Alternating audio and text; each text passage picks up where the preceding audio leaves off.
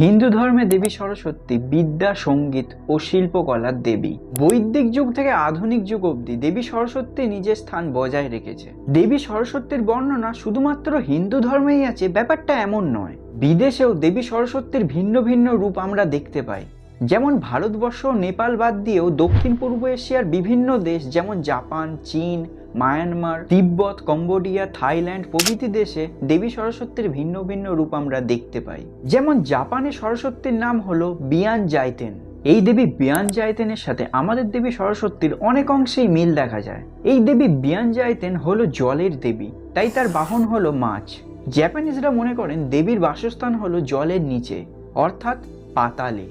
আবার আমাদের স্কন্দ পুরাণেও লেখা আছে দেবী সরস্বতী থাকেন পাতালে।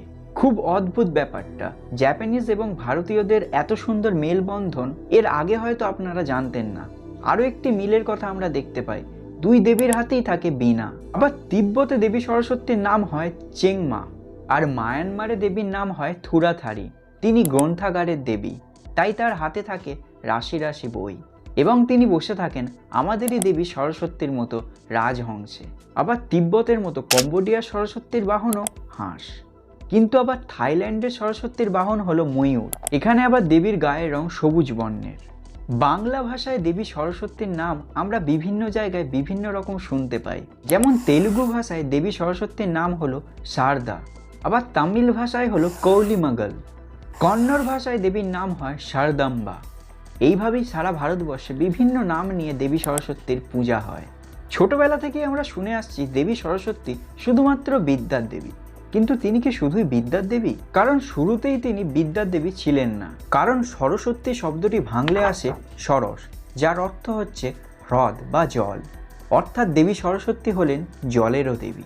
মানব সভ্যতার প্রাথমিক পর্বে মানুষ বিভিন্ন প্রাকৃতিক শক্তির পূজা করতেন, যেমন সূর্য, চন্দ্র, গাছপালা, নদ নদী বা জল। প্রাচীন কাল থেকেই এই নদীর মাহাত্ম্য বিশাল বলেই বিভিন্ন বড় বড় সভ্যতা গড়ে উঠেছিল এই নদীকে কেন্দ্র করে।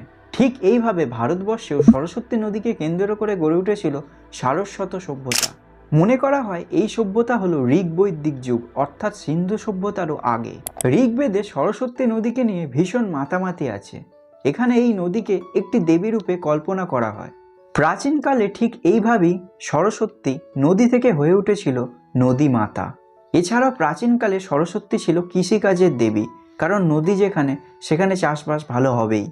আবার তিনি ছিলেন আরোগ্যের দেবীও, এবং তিনি ছিলেন অভিনয়েরও দেবী।